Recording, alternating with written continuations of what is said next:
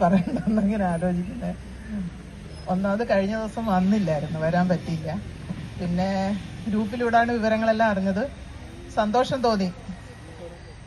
കാരണം ഈ നമ്മുടെ പ്രായത്തിലൊക്കെ ഉള്ളവരും വീട്ടമ്മമാരായിട്ട് ഇരിക്കുന്നവരും ഒക്കെ അവരുടെ ഒരു ആരോഗ്യ സംരക്ഷണവും മാനസിക ഉല്ലാസത്തിനും ഒക്കെ നല്ല ഒരു ഗ്രൂപ്പാണ്, നല്ല ഒരു കൂട്ടായ്മയാണ് ഇതെന്നാണ് എനിക്ക് വന്നപ്പോൾ മനസ്സിലായത്.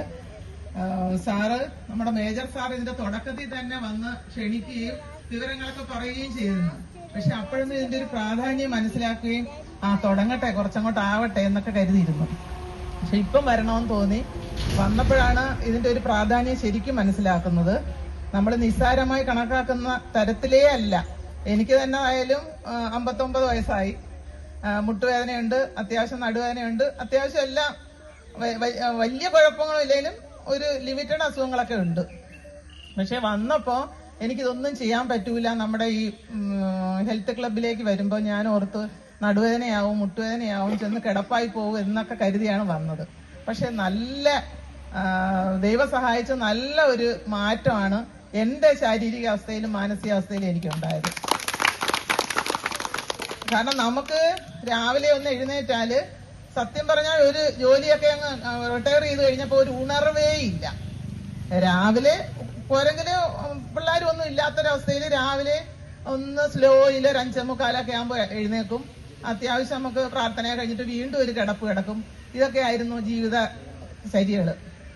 വീണ്ടും വിശന്ന് അങ്ങനെ ആവുമ്പോ പതുക്കെ എഴുന്നേറ്റ്, ആർക്കും കൊടുക്കാനില്ല, എങ്ങനെയെങ്കിലും ഒന്ന് ഭക്ഷണം കഴിക്കും. വീണ്ടും ഒരു മടിയാണ്, TV കാണും. ഇങ്ങനെ ഒരു ചിട്ടയിലൂടെ വന്നുകൊണ്ടിരിക്കുവായിരുന്നു ഞാൻ ഇപ്പൊ റിട്ടയർമെന്റിന് ശേഷം. അത്യാവശ്യം എവിടെയെങ്കിലും പോകുമെങ്കിൽ യാത്ര പോകും. അല്ലാതെ ഇപ്പൊ എന്ന് പറയുമ്പോൾ മൊത്തത്തിലെ ഒരു ചേഞ്ച് ആണ് ജീവിതത്തിലുണ്ടായത്. ജീവിതചര്യയ്ക്ക് ഒരു ചേഞ്ച് ഉണ്ടായി. 4:45 എഴുന്നേക്കും. പ്രാർത്ഥനകളെല്ലാം കൃത്യസമയത്ത് ചെയ്യും. കാരണം 5:25 വന്നാലേ ഇവിടെ 5:45 മുമ്പ് എത്താൻ പറ്റൂ. ഓട്ടോ കണ്ടാൽ പോലും ആരെങ്കിലും വണ്ടി നിർത്തിയാലും കയറത്തില്ല.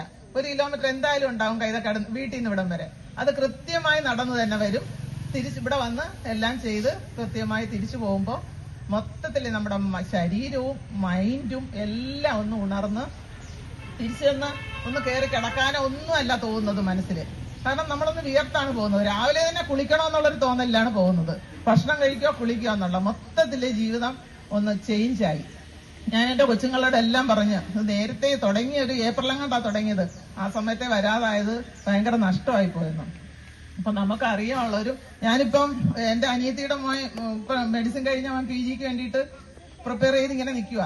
കൊച്ചു പയ്യൻ തിരുവനന്തപുരം മെഡിക്കൽ കോളേജിൽ നിന്ന് 2 ദിവസം കൊണ്ട് അവനെ വിളിക്കുക. അവൻ ഇന്ന് വരാം നാളെ വരാന്ന് പറഞ്ഞ് ഇങ്ങനെ നിൽക്കുക. അവൻ ജസ്റ്റ് നീ ഒന്ന് വാ, കാരണം 10-27 വയസ്സേ ആയുള്ളൂ. ഒന്ന് വന്നൊന്ന് കണ്ട് നിനക്ക് എന്തെങ്കിലും പറയാനുണ്ടേ പറഞ്ഞ, അല്ലെങ്കിൽ ചെയ്യാനുള്ളത് ചെയ്തെന്ന് പറഞ്ഞ് 2-3 ദിവസം കൊണ്ടേ. അതുപോലെ എല്ലാവരെയും പരിചയത്തിലുള്ള എല്ലാവരെയും നിർബന്ധിച്ചുകൊണ്ടിരിക്കുക. നമ്മളീ പറയുമ്പോൾ അവർക്ക് മനസ്സിലാവൂല. വന്ന് ശരിക്കും ഈ ഒരു എക്സസൈസ് ഒക്കെ ചെയ്യുമ്പോൾ മേജർ സാർ പറഞ്ഞതുപോലെ, അല്ലെ മേജർ സാർ പറഞ്ഞതുപോലെ, അല്ലെ നമ്മുടെ ഒരു ഡോക്ടർ വന്നൊരു നിർദ്ദേശം തന്നതുപോലെ, ഇത് ശരിക്കും മെന്റൽ, സ്പിരിച്വൽ, ഫിസിക്കൽ എല്ലാം ആയിട്ടുള്ള മൊത്തത്തിലൊരു ഓൾറൗണ്ട് പെർഫോമൻസ് ആണ് നമ്മളിവിടെ നടത്തുന്നത്.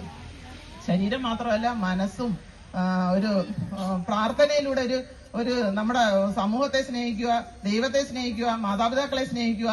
എത്ര പ്രാവശ്യം നമ്മളൊന്ന് റിലാക്സ് ചെയ്യാൻ നിന്നാൽ പോലും പല പ്രാവശ്യം ഇത് കേട്ട് കഴിയുമ്പോൾ ഓട്ടോമാറ്റിക്കലി നമ്മുടെ മനസ്സ് ആദ്യം ദൈവത്തിൽ തന്നെ തുടങ്ങും, ഓർക്കും. ഞാനിപ്പോ ഇത് സാർ പറയുമ്പോഴാണ് ഇതൊക്കെ സത്യത്തിൽ ആലോചിക്കുന്നത്.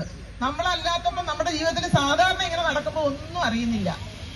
ഇത് നമ്മൾ പറയുമ്പോൾ ആദ്യമൊന്നും അത്രത്തോളം ഒരു ശ്രദ്ധ നമ്മുടെ മനസ്സിലേക്ക് വന്നില്ലേലും ഇപ്പൊ നമ്മൾ ആദ്യം ദൈവത്തിനെ ഓർക്കും, പിന്നെ മാതാപിതാക്കളെ ഓർക്കും.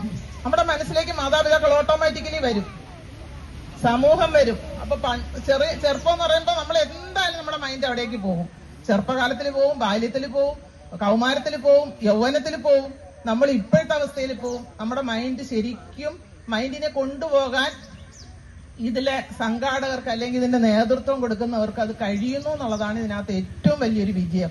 ഒരു 5 മിനിറ്റ് അല്ലെങ്കിൽ 2 മിനിറ്റ് നമ്മൾ നിന്ന് നമ്മുടെ മൊത്തത്തിൽ ഒരു ചേഞ്ചസ് ആണ് ഉണ്ടാവുന്നത്.